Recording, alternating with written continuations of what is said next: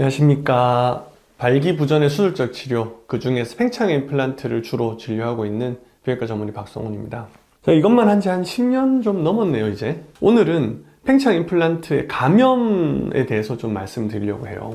팽창 임플란트 감염을 볼 때 비형외과 의사라는 시각에서 한번 좀 볼 필요가 있어요, 백그라운드를.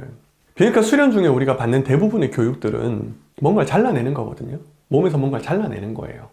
그래서 사실 잘라내는 수술을 하고 나서 감염이 오는 경우는 그렇게 많지 않아요. 그리고 온다고 하더라도 치료가 쉬워요. 항생제를 쓰면 대체로 좋아지거든요. 뭔가를 몸 안에 집어넣는 수술은 얘기가 다릅니다. 왜? 뭔가를 몸에 집어넣는 수술은 항상 감염이 생길 확률이 좀 더 훨씬 높아요. 뭔가를 떼내는 수술보다. 이물질을 몸에 집어넣는 거잖아요. 그래서 우리보다 먼저 임플란트를 많이 하던 과가, 주로 하던 과가 성형외과나 정형외과 이런 과들 있잖아요. 거기서 보면 그 과들도 감염에 대해서 굉장히 집중적인 관리를 해요. 그래서 이 감염을 잘 관리하려면 임플란트 수술을 주로 하는 그런 다른 과에 가서 좀 배울 필요가 있어요. 그리고 임플란트 수술을 하기 위해서 적절하게 수술방을 관리하거나 이런 걸 좀 의사들이 배워야 될 필요가 있어요. 그리고 간호사들도 마찬가지고요. 수술 의사 혼자 하는 게 아니잖아요. 그리고 임플란트 수술을 하기에 적합하게 수술방 환경을 만들어낼 필요가 있어요. 이 수술방을 그렇게 만들어 놔야 수술하고 나서 별로 문제가 안 생겨요. 제가 이 수술만 하는 수술방이 있고 이 수술만 계속 해온 이유가 거기에 있어요. 임플란트를 집어넣는 수술이기 때문에 그런 수술방은 우리가 일반적인 비형외과 수술하는 수술방하고는 관리의 정도가 달라야 돼요.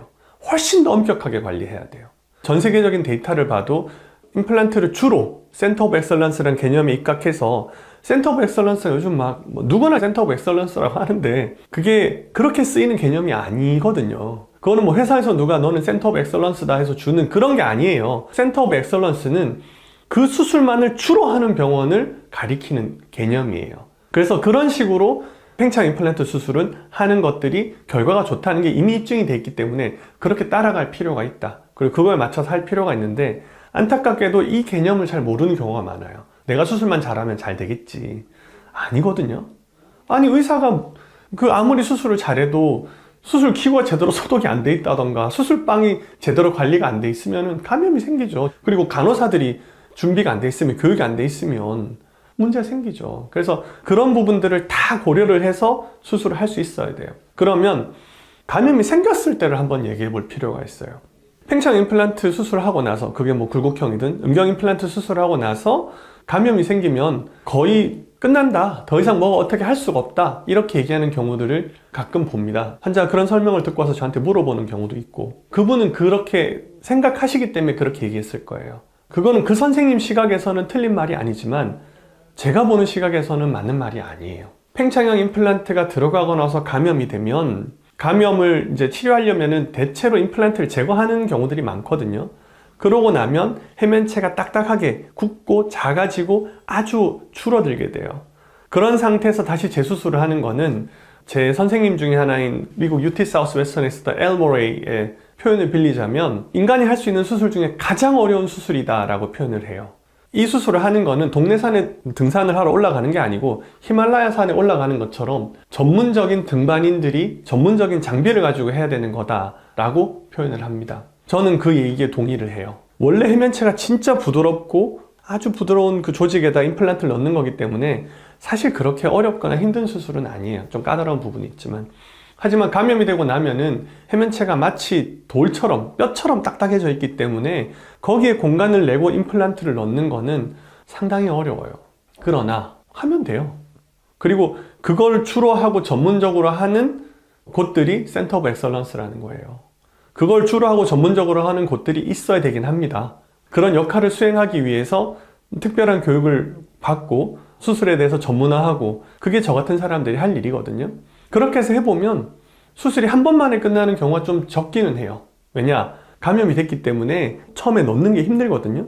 근데 이게 임플란트가 들어가고 나면 시간이 지나면 자극을 받아가지고 해면체가 다시 회복이 돼요. 그러면서 보통 한 1년 뒤에 큰 기계로 교체를 하게 되거든요. 그러고 나면 음경의 크기가 이전보다는 조금 줄어든 경우도 있겠지만 대부분 환자들이 큰 문제 없이 성관계를 다시 할 수가 있게 돼요. 그렇기 때문에 감염이 되지 않게 하는 게 중요합니다. 하지만 생긴다고 하더라도 저는 그걸 그렇게 큰 어려움이 있다고 생각하지 않아요. 그냥 해결하면 됩니다. 그거 주로 하려고 제가 지금 이 같은 커리어를 밟아왔으니까. 처음 하는 수술은 경험이 아주 많지 않으신 선생님들도 잘 하실 수 있거든요. 근데 그분들이 이제 감염이 생기고 나면 해결이 잘 안 돼요. 그럴 때는 이제 저희 병원에 같이 오시는 경우가 많아요. 수술하는 것도 어렵지만 또 다르게 어려운 점 중에 하나가 감염은 진단이 어려워요.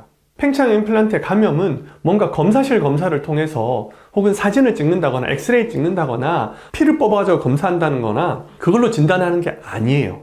임상 진단이에요. 무슨 말이냐면 의사가 환자를 보고 그 사람을 관찰한 다음에 증상을 들어보고 그 사람이 진행 과정을 보면서 그렇게 진단하는 거라는 겁니다. 그렇기 때문에 진단을 내리는 게 피검사를 해가지고 딱 이렇게 수치가 얼마 나오면 감염이야. 사진을 이렇게 찍었는데 엑스레이 찍었는데 초음파를 찍었는데 CT를 찍었는데 요게 이렇게 나오면 감염이야. 이렇게 할 수가 없어요. 이거는 결석이나 뭐 이런 암이나 이런 그런 질환들하고 달라요. 오로지 의사의 임상적인 판단에 따라서 환자를 보고 자기가 이건 감염이겠구나 라고 얘기하는 게 그게 진단의 방식이에요. 그리고 대체로 그런 걸 하려면 케이스를 많이 봤어야 돼요. 환자에 대한 경험이 많아야 되고 분야에 대한 지식이 많아야 돼요. 근데 안타깝게도 대부분들은 팽창 임플란트를 전문적으로 막 교육받거나 이런 경우는 참 드물거든요. 그러다 보니까 감염이 아니라고 생각해서 놓쳐요, 초반에. 그러면서 그냥 항생제 주면서 끌고 가거나 그래가지고 문제를 더 키워가지고 만드는 경우들이 많아요.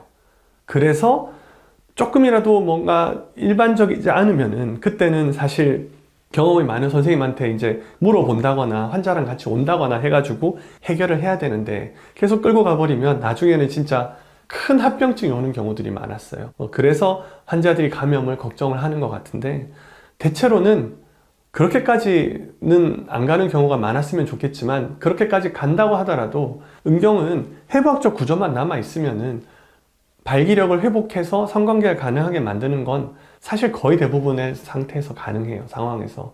그렇기 때문에 감염은 안 생기는 게 좋습니다. 하지만 생겼다고 하더라도 거기에 맞춰서 치료하면은 환자가 성기능을 회복하지 못하는 경우는 없어요.